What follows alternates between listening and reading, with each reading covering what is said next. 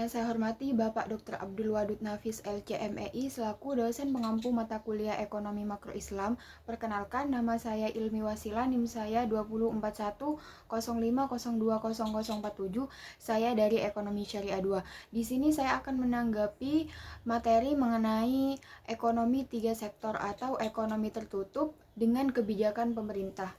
Masuk kepada pengertian ekonomi 3 sektor. Ekonomi 3 sektor adalah perekonomian yang meliputi kegiatan dalam sektor perusahaan, rumah tangga, dan pemerintah.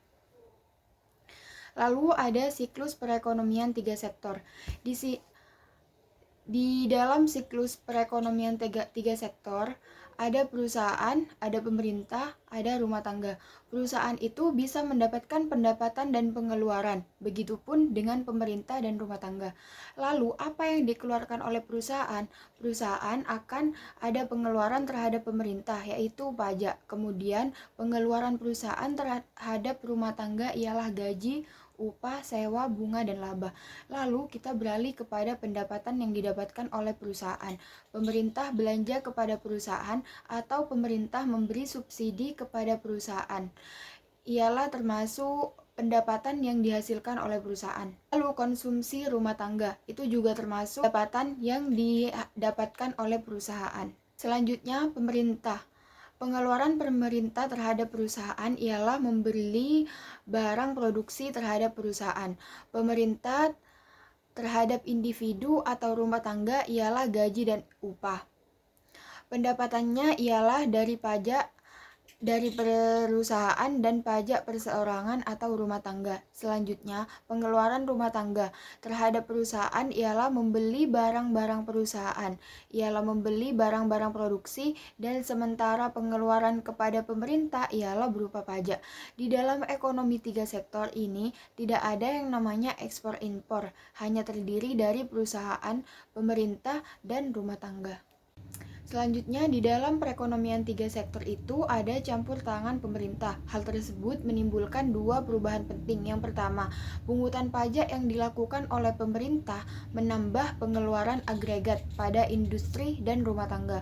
Lalu yang kedua, pajak memungkinkan pemerintah melakukan perbelanjaan dan ini akan menaikkan perbelanjaan agregat. Karena belum ada perdagangan dengan luar negeri, maka perekonomian 3 sektor dinamakan perekonomian tertutup. Selanjutnya, aliran baru dalam sirkulasi aliran pendapatan. Pembayaran pajak oleh rumah tangga dan perusahaan kepada pemerintah. Selanjutnya, aliran baru dalam sirkulasi aliran pendapatan. Pembayaran pajak oleh rumah tangga dan perusahaan kepada pemerintah ialah menjadi pendapatan pemerintah. Pengeluaran pemerintah ke sektor perusahaan menjadi pembelian barang dan jasa yang diproduksi perusahaan. Aliran pendapatan dari sektor pemerintah ke rumah tangga dan pembayaran atas penggunaan faktor produksi rumah tangga dan oleh pemerintah. Selanjutnya, pendapatan yang diterima oleh rumah tangga akan digunakan untuk 3 tujuan. Yang pertama, ditabung. Yang kedua, membayar pajak. Dalam keseimbangan berlaku persamaan Y sama dengan C ditambah I ditambah G. Sedangkan tiap tingkat pendapatan nasional berlaku Y sama dengan C ditambah S ditambah T. Lalu yang ketiga ialah membiayai konsumsi. Selanjutnya, syarat keseimbangan. Pengeluaran agregat atau AS sama dengan agregat demand atau AD dalam perekonomian yang tidak melakukan perdagangan luar negeri.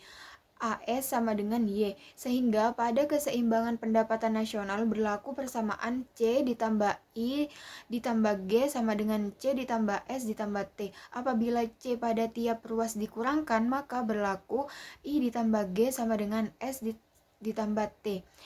I ditambah G adalah suntikan, S ditambah T adalah bocoran. Lalu selanjutnya pajak langsung dan tidak langsung. Yang pertama, pajak langsung. Jenis pungutan pemerintah yang secara langsung dikumpulkan dari pihak yang wajib membayar pajak. Yang kedua, pajak tak langsung. Pajak yang bebannya dapat dipindahkan kepada orang lain. Bentuk-bentuk pajak pendapatan. Yang pertama, pajak regresif. Pajak turun ketika pendapatan naik. Lalu yang kedua, pajak proporsional. Pajak tetap untuk berapapun tingkat pendapatan. Lalu yang ketiga, pajak progresif.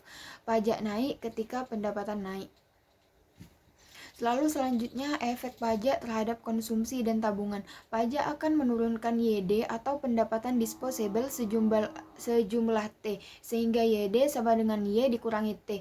Karena YD turun, konsumsi dan tabungan juga turun. Sekian dari saya, kurang lebihnya mohon maaf. Wassalamualaikum warahmatullahi taala wabarakatuh.